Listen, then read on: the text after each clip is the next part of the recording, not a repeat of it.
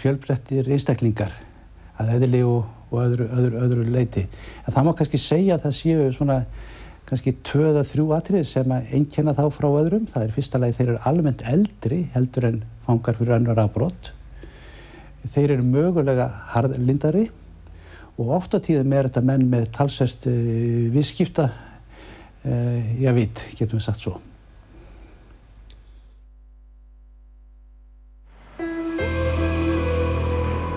Hugmyndir lögleiðingu kannabisefna eiga verulega undir högg að sækja á Íslandi.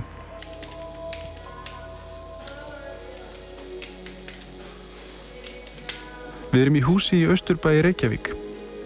Héðan reka samtök sem kenna sig við lögleiðingu kannabisefna vefsíðuna kannab.is. Þessi umræða hefur verið áberandi í ýmsum nágrannalöndum okkar en hefur lítið gert vart við sig hér á landi. Barátta þessa fólks hefur verið mjög umdeild, undirskriftum var safnað gegn starfseminni og ýmislegt verið gert til að grafa undan henni. Félagið sjálft hefur svo sem kannski ekkert fengið neikvæð viðbrögð út í þjóðfélaginu, frekar frá fjölmiðlum. En það sem hefur einkennt þá neikvæð umræðu, til dæmis sú krafa að loka vefnum kannab.is, það var engin fjölmiðill sem að efaðist þessa kröfu. Samt það krafa að vega að málfrelsi og tjáningarfrelsi sem stjórnarskrárbundið, sem ætti að vera nærri hverjum einasta fjölmiðli að verja, hverjum einasta. Samt sagði engin orð. Og það svolítið undralegt að þeir vilja ekki einu sinni verja sitt eigið höfuð. Ef við erum að krefjast einhvers, þá hlýtur að vera eitthvað málefni þar á bakvið. Eitthvað sem við erum búin að hugsa vel út í. Af hverju megum við ekki ræða þessi mál?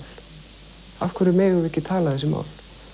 Og það spurningin, við verðum að koma með okkur einu vettvang til þess að kynna okkar mál, sem bara ágætt, því það stjórnar okkur enginn þar. Inni á vefnum kannab.is má meðal annars fá kennslu í því hvernig hass meðhöndlað og þarna eru líka spjallrásir fyrir áhugamönnum kannabis. Rosalega mikið að spjalli, fólk tala mikið skoðunum. Það er líka mikið til að tala Fólk er búin að vera að byggja sig inn í svo lengi, byggja tilfinningarna sínar, og það er bara að springa út, fólk er að tjá sig hvernig lögreglum og koma fram við bara svo fjárlega ósanngjarnt að maður sem bara á við fíknastríðar, hvað sem við kalla það, tekinn með skammtinn sinn, hent í fangaklefa í 24 tíma, sektaður alveg risa fjárlega. Þeir líka sem hafa lent illa út af kannabisefnum er líka tjá sig. Reynslu og við erum að tala um rétta notkun, að geta nota kannabis á þess að verða steiktur, á þess að falla út í skóla, á þess að misnota og við erum að tala um trú og kannabis, tónlist og kannabis, hvaða vörur er hægt að vinna úr hampi og hvaða bábilur eru búin að vera að breiða meðal almennings og við erum að ræða pólitík, hvernig markaðan er á kannabisam. Sem svo mikið menning í kringum þetta. Það er alveg rosalega mikið menning í kringum kannabis.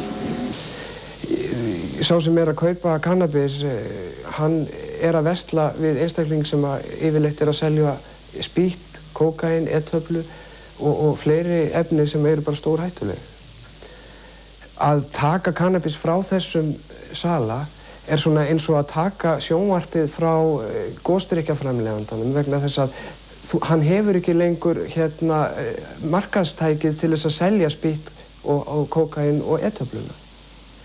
Og ég held að það sé krafa þeirra sem eru þroskaðir og ábyrgir einstaklingar að þeir fá að velja sinn vímugjafa sem sitt afþreyingarefni.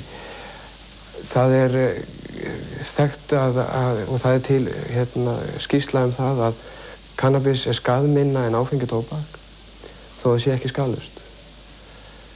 Og til dæmis mér sem þroskaður einstakling, ég veit alveg hvort ég myndi vilja velja áfengi eða kannabis vegna þess að ég veit hvað fer betur með líkamann.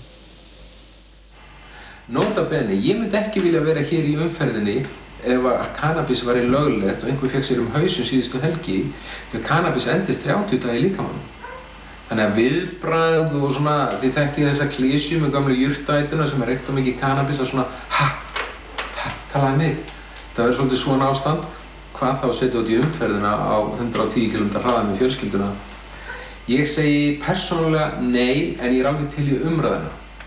Mér finnst að ég ætti að segja bara nei. Það er svolítið ódýrt svar við fólk sem vill sko löglega þetta, heldur ræða það og vonandi sjáu það þessa hlið af málinu. Ef þú reykir einu sinni í mánuði, ertu stónd. Við erum stödd á tónleikum í Austurbæ sem samtök lögleiðingu kannabisefna stóðu fyrir.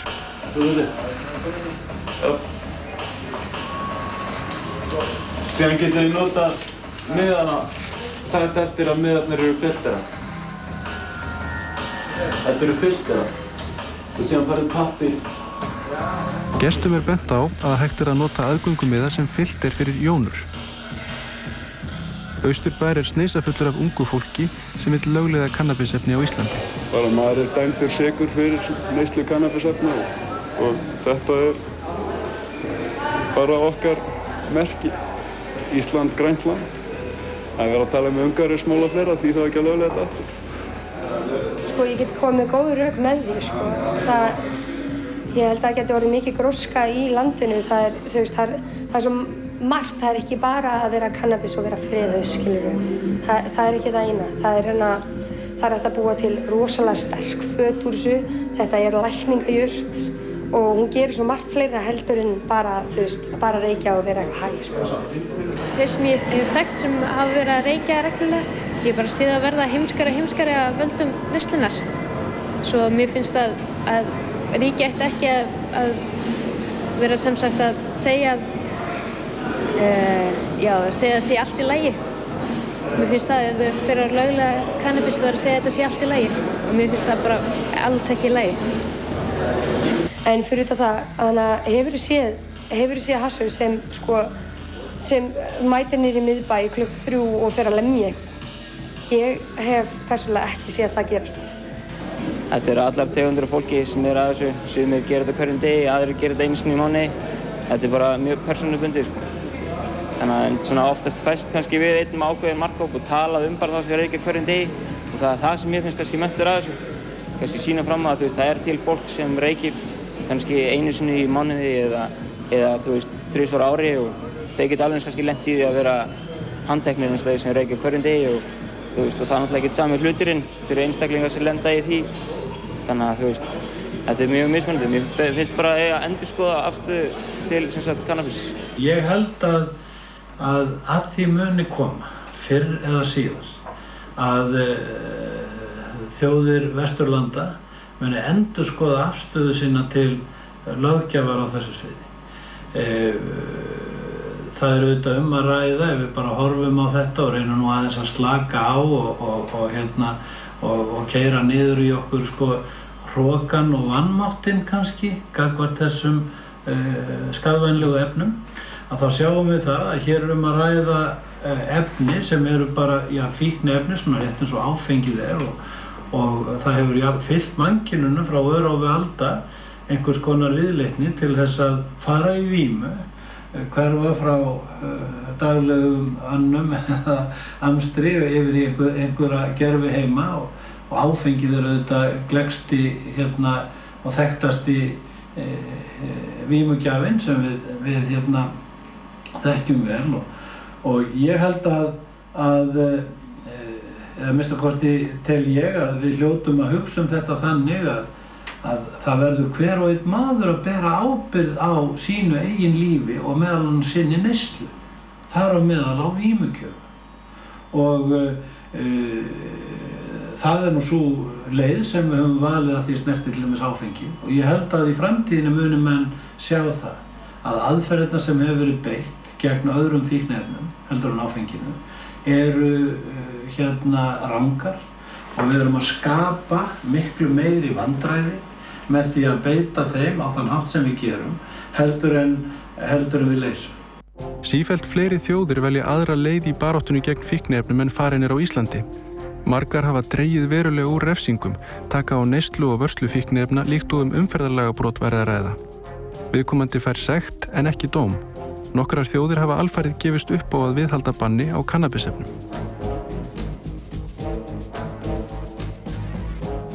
Lára Margrét Ragnarsdóttir, fyrrum alþingismaður, var formaður nefndar á vegum Evrópusambandsins fíkniefnavarnir. Þar var nýlega lögð fram rannsókn sem sýndi fram á að vandi þjóða minnkaði ekki þrátt fyrir hörð viðurlög gegn fíkniefnabrotum. Í ljós kom að staðan var síst betri í þeim löndum sem taka hart á vandanum. En skýrslan var umdeild, afstaða meirihluta nefndarinnar var af einhverjum ástæðum sú að birta hana ekki. Ég held að það sé óttinn við Lincoln sem að fyrst og fremst skapaði þessa afstöðu. Svíar hafa mjög harða afstöðu í þessum efnum og þeir voru alfarið á móti þessu. Já, mér hefur skilist að við fylgjum mjög Svíum í þessum efnum eins og við höfum svo oft gert áður. Ég vil bara nefna menntamál og heilbrigðismál og ég hef fylgst vel með því á undanförnum áratugum. Og það svo einkennilegt að við erum iðulega að taka upp stefnu eftir Svíum þar sem að á þeim tímapunkti sem að við lögleiðum stefnuna þá eru Svíar búin að uppgötva það að þessi stefna sem þeir hafa haft uppi í árabil hafi ekki dugað. Og ég spyr sjálfa mig, ætlum við að halda þessu áfram eða ætlum við að skoða okkur sjálf og okkar þjóðfélag og meta út frá okkar forsendum, bæði menningarlegum, félagslegum og öðrum forsendum? Mín skoðun svo að við hér á Íslandi eigum að frekar að draga úr refsingunum og jafnvel að leyfa fljótlega eftir svona stíga minnst einhver skrefið í að leyfa vægari efnin til að byrja með og sjá hvert það leiðir okkur. Ég alveg viss það að það myndi bæta mjög ástandi í þessum flokki. Það litla sem ég hef heyrt menn fjalla þetta og mæla því bót að eins og það sagt að lögleiða fíkniefni, það vantar svo miklu meira. Og lögleiða hvað og af hverju og hvaða vandamáli verið að leysa.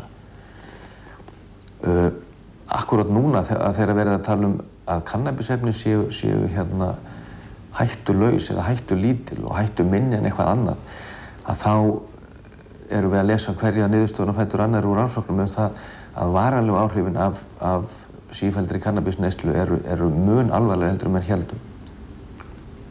Og það hafa margir orðið til að taka undir það, bæði fræðimenn og aðrir svo sem neytendur sjálfur og aðrir sem tilþekkja. Þannig að ég ekki til umræðu það á neinum forsendum að lögulega það eins og það kallað. Einu viðbrögðin sem við kunnum við því þegar að ungmenni ánetjast fíkniefnum að kveða upp dóma yfir því, senda það kannski í fangelsi nokkur ára skeið. Og þar með að dæma það bara út úr okkar samfélagi, gera það að verkum að mínu mati að viðkomandi á miklu lengri leið tilbaka til þess að ná tök